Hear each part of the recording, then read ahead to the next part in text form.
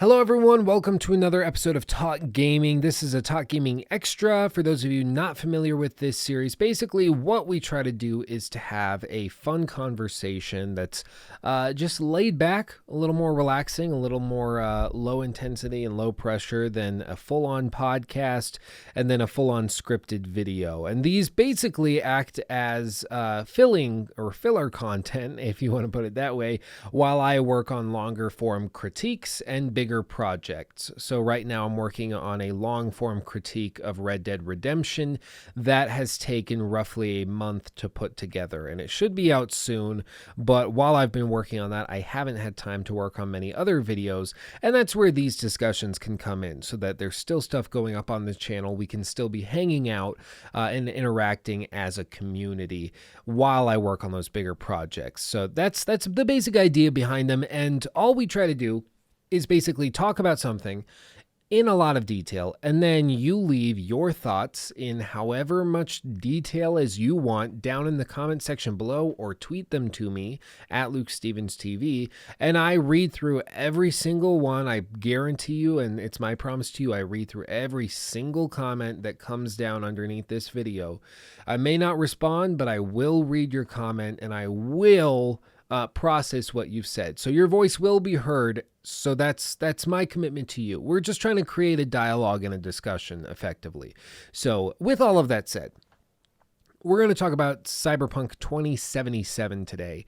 And there's a lot to talk about, like holy crap, there's a lot to talk about. So we're going to break it down piece by piece. I have an article pulled up here from PC Gamer that breaks down pretty much everything we know about Cyberpunk 2077, and I'm going to link that in the description box below if you want to go through it on your own time. They did a phenomenal job over here. But that's going to be kind of my roadmap for the rough bullet points, and then I want to talk about the hype surrounding this game in general and whether it will ever be able to live up to the expectations that we have for the game. And so it should be fun, should be an interesting discussion. Sit back, open up a game you haven't played in a while. There's not going to be anything crucial put on the screen. It's all going to be just generic gameplay, so don't feel as though you need to watch. Just sit back, relax, and let's have a conversation. So with all that said, Cyberpunk 2077 has a lot to live up to. Coming off the heels of The Witcher 3 Wild Hunt, which released in May of 2015, and by many people is accepted and looked at as the magnum opus, shall we say, of open world RPG video games throughout history, regardless, not just necessarily this past generation, but period. The Witcher 3 Wild Hunt is widely regarded as one of the best open world RPGs ever made. And whenever you have a gaming company and developer that creates something that phenomenal, that wildly successful, it is incredibly hard to live up to the hype. And what would be a good example? What would be the direct comparison? Well, I'm sure you've heard it before. Of course, the direct comparison would be to Bethesda Game Studios coming off the heels of Skyrim, which was the magnum opus of open world sandbox game design at that point in time, and even potentially still, because The Witcher 3 and Skyrim are incredibly different games, and don't try to do the same thing. I don't count them as being in the same category at all, but that's just me. But with that said, whenever you have that magnum opus, people look at that phenomenal achievement as this phenomenal achievement, and then the next thing that comes has to outdo it. It can't possibly be at the same level. It can't be slight iterative improvements. It has to be significantly better. And the issue with poorly controlled hype is that everything starts to get out of control and run amok, which does happen fairly often, I would say, in video games in general. We see it all the time with games, not just open world games from developers that only release games once every few years, but just in general, we see hype running rampant. And managing hype is one of the most difficult things you can possibly do. The one company that seems to be able to do it properly would be a company such as Rockstar, being able to manage the hype and expectation for their massive games such as Grand Theft Auto 5, such as Red Dead Redemption 2. They have this ability to manage expectations. Perhaps it's the fact that they announce their games early and then continually delay them, so people see a glimpse of what they're getting into, but then the hype builds and dissipates right as it's delayed. Then it builds again and dissipates again once it's delayed once again. Perhaps that's how they manage it, but regardless, I I withdraw that. We're getting a little sidetracked. But needless to say, CD Projekt Red has a lot on their plate when it comes to managing this hype. Now, with regard to what Cyberpunk 2077 is trying to achieve, it's not super clear, of course, because we haven't seen anything concrete.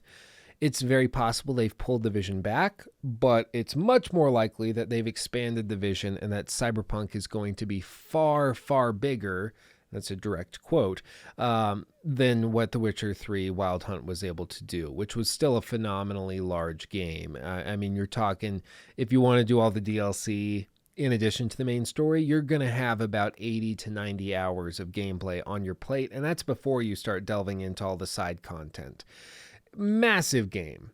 And if Cyberpunk is to be even close to what we at least can assume it is going to be in terms of size based on the extra studio hirings and acquisitions that they've been doing, it's going to be truly groundbreaking. Now, as for Cyberpunk's release date, it's not exactly clear.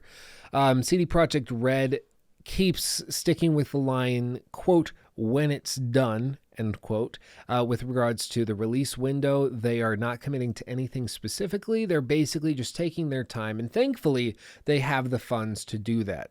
CD Projekt, which is the parent company, also owns GOG, which is Grand Old Games or Good Old Games, whatever it is. But it's a larger game retail site online where you can buy codes or games that are a little bit older that are rebuilt and remastered for modern hardware, which is really cool. But that gives them a huge influx of cash. The Witcher 3 obviously was wildly successful and has made them a good amount of money. So just in general, they're in a good place financially. And the miracle of money when it comes to art is it gives people the ability to say no.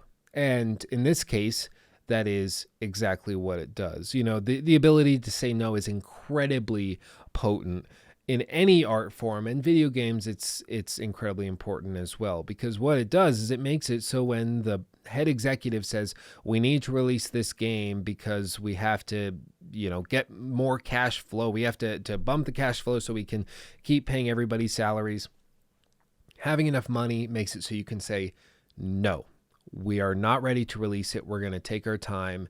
We need another year.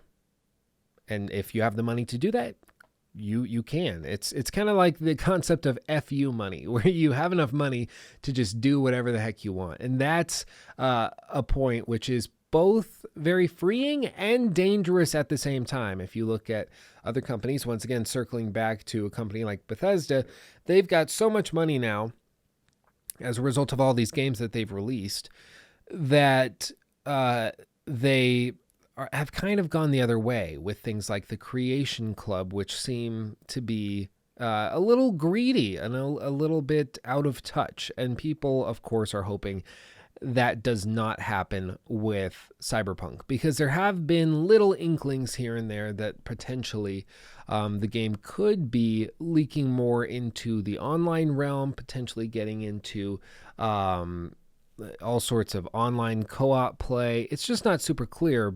For instance, back in November of this past year, of 2017, CD Projekt Red, one of the people on their team was quoted as saying that they were considering games as a service for Cyberpunk 2077 as a part of their drive to make everything more commercially significant, as they put it, which basically just meant, hey, look, games as a service where you play one game for 5 to 10 years is a great way of making money. It makes a lot of business sense. So we're going to potentially look into how we can create a longer lasting game that potentially people will continue going back for. We can release multiple expansions, and one game can last a decade.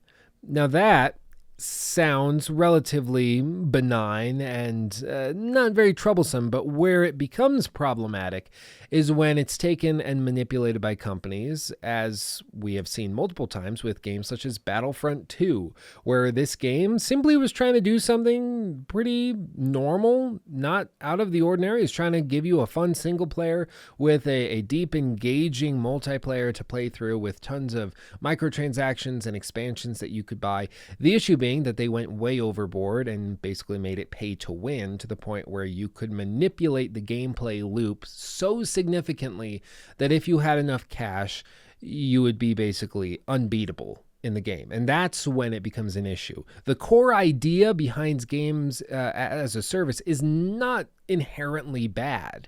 In fact, I think a lot of players would like something like The Witcher 3, for instance, to be updated with new content, new things like Heart of Stone, or just in general. I just see I'm doubting myself in these longer form content. I always kind of bounce back and forth. But Blood and Wine, Hearts of Stone, all of these expansions, if we got multiple ones of those each year, or maybe one a year to expand the game, to constantly provide new content, that would be great. That would be interesting. Everybody would love that. The issue is that most people associate that longer form content with manipulative sales tactics, which is pretty much all we've seen. We haven't ever seen a company really approach it properly. I mean, you can look at games such as World of Warcraft, which obviously was the first huge, and even still is huge, in terms of a game as a service, a game as a lifestyle, a game as your one point for entertainment. And there's really no reason that a game such as Cyberpunk wouldn't be able to do the same thing in a reinvented way, which is at least how I perceive it as going. Now, CD Projekt Red followed up to this quote, or this interview that got out, and they said, "Worry not," referring to all these gamers that were kind of freaking out, worrying that Cyberpunk was going to become like, the next Battlefront. They said, "Worry not. Quote, when thinking Cyberpunk 2077, think nothing less than The Witcher 3. Huge single player, open world, story-driven RPG. No hidden catch. You get what you pay for. No BS, just honest gaming like Wild Hunt. We leave greed to others." End quote. And that immediately shut down all the worry. It shut down the nerves. Everybody relaxed and sat back and said, okay, we can trust them. It's okay. They know. They've acknowledged it. They didn't say, no, we're not backing off of our business plans, such as EA's response to the Battlefront 2 controversy, where they said we're absolutely, quote, absolutely not changing our business strategy after the absolute crap storm that they found themselves in. So they at least are listening to their fans. They are listening to the gaming base. And I think that they've tapped onto something. The idea of a long form piece of content, a long form piece of gaming content done in a way that's not manipulative or abusive is truly intriguing. And it simply hasn't really been done by a major gaming company in a modern title. It really hasn't. If there is a game that has done this, please let me know in the comment section below. I'd love to hear about it. Absolutely. I may be blanking on one, but as far as I'm aware, there really has been nothing that does what Cyberpunk aims to do. Now, what does Cyberpunk aim to do? Like I said at the very start, it's not super clear the full scope of the game, but they have expanded their studio. At the peak times of The Witcher 3, the core studio was made up of a few hundred individuals, and they hired multiple people and multiple studios outside of the core Polish dev studios to help them create the game. All told, it's not exactly clear, but roughly 1,000 to 1,200 people touched The Witcher 3 during the creation process. And the game was massive. The game was phenomenal, and I can't rave enough about it. But with Cyberpunk, we have seen CD Projekt Red acquire multiple development studios, not just individuals, studios, to expand the development team just for Cyberpunk. We've seen them expand their core team that works at their main offices by anywhere from 40 to 70%, expanding the workforce significantly. Also hiring on all sorts of online management teams and building up their server base. If you look into their 10K filings, you can see all sorts of information financially. They are pouring a ton of money and resources into Cyberpunk, which again reinforces the idea that it's going to be much, much larger. Now, as for other elements regarding the scope of the game, it really is not super clear, once again, because nothing has been floated. As far as we know, Cyberpunk 2077 is going to be set in a place called Night City, at least based on the original game. And it's pretty much just a dark city. It's between San Diego and LA, or San Francisco and LA rather. And it's a futuristic city that has all sorts of different districts. It's got a super high-tech sort of light rail system where you can effectively fast travel all over this massive city, back and forth to different boroughs and districts, much like New York is here in the States. And it seems really interesting. It seems like a really intriguing and potentially interesting place to set a game. Now, the difficulty with setting a game in a massive city, as always, is you have to really carefully burrow each area in order for it to feel truly unique. And this is something that, GTA 5 did phenomenally well. They set it in a big city.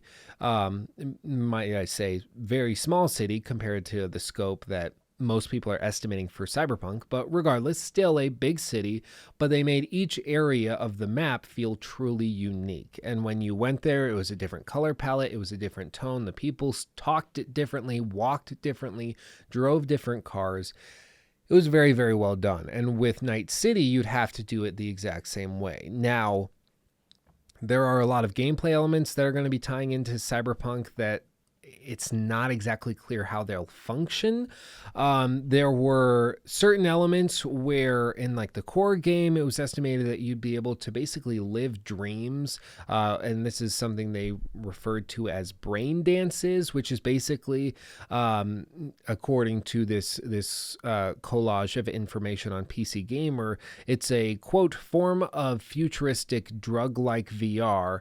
And, basically, it works by the way of people living someone else's life while sleeping in the gutter, which is at least what the lead gameplay designer, Marcin, I can't pronounce this last name, said in an interview with The Verge. And basically, the idea is that it's almost like Soma in, or is that, it's not Soma, it's, oh, that's going to bug me. Whatever the drug is in A Brave New World. And I'm actually gonna look this up. What is the drug? It is Soma. Yeah, the drug is called Soma. Regardless,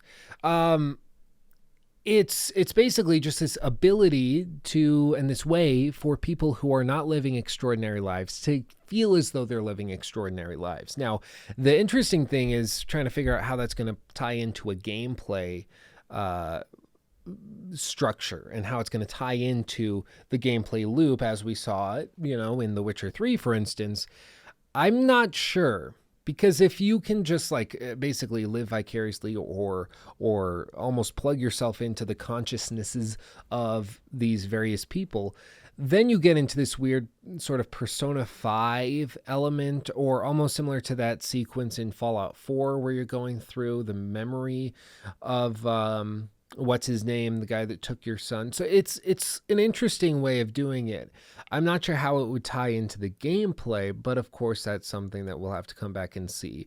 But if it is something that the lead gameplay designer is talking about to The Verge in an interview before the game has even really been announced in a large format, or at least shown off in a large format, it must be a fairly significant part of the game. That they're kind of prepping for. And so I'm not sure how that'll tie in. Perhaps that's how you start interactions. If they double down on the detective elements of the game that we've got in The Witcher 3, really make it more of an investigative title, or make investigations a much more important part of the game, that could be truly interesting, seeing how brain dances tie into all of that. But just in general, it's very interesting to see where they're taking it, because Cyberpunk could go so many different ways. It could go the way of sort of a massive online living world where you're playing with a ton of different players, and you're all living in this massive, expansive city, and you can interact with each other, very similar to what The Division set out to do, but potentially more single player friendly and not as MMO like. And CD Projekt Red, again, has stressed multiple times that Cyberpunk is going to be an RPG and not a multiplayer shooter. And so, so much of this is just based on people's misconceptions of what the game might be, and their assumptions of what an online title has to be, based on the experience from other developers and other publishers. Now, is it possible that Cyberpunk will release and will be, this disconnected, out of touch pile of garbage that is incredibly multiplayer centric and has a ton of microtransactions? It is possible, yeah. Nothing's impossible, and especially coming off of a wildly successful title.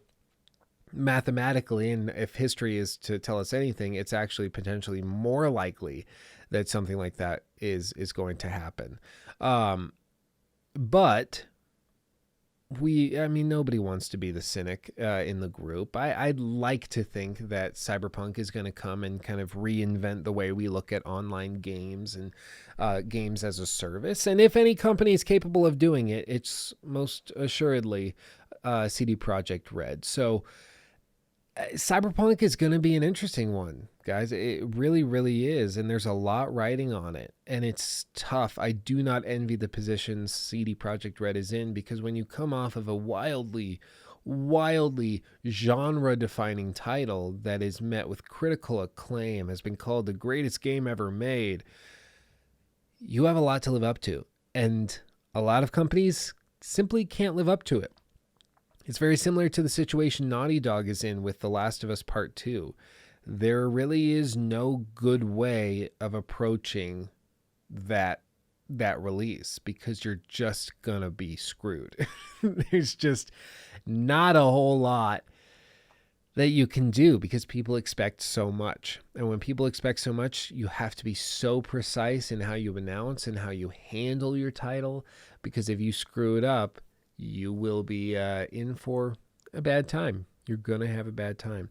So, yeah, no, but I'm excited. And I do expect to see Cyberpunk 2077 at E3. CD Projekt Red, has announced that they are going to be at the conference. They are going to be there, at least in some degree, or to some degree.